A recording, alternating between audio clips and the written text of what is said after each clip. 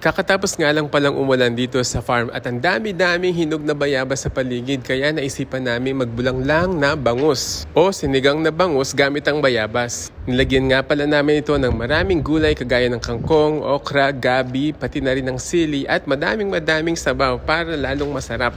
Tamang-tama sa isang maulan na hapon dito sa Pampanga.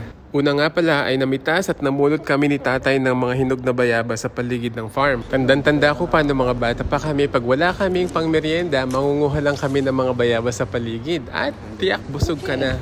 Binigay na nga namin kay Ate Ruby itong mga bayabas at siya nang bahala dito. Basta alam ko paghahalu-haluin lang niya to, lalagyan ng sabaw at pang-asim na bayabas at yun. Napakasarap na bulang lang or sinigang na bangus sa bayabas. Ang daming gulay, masustansya, masarap at kayang pakainin ng buong barangay. Joke lang. Sarap ng Sarap sabaw. ng sabaw. You know? Oh, kain na.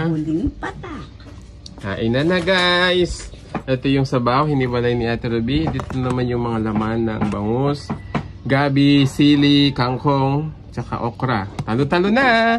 God bless po and happy gardening. Follow us for more mga lutuing bahay na mura na at masustansya pa.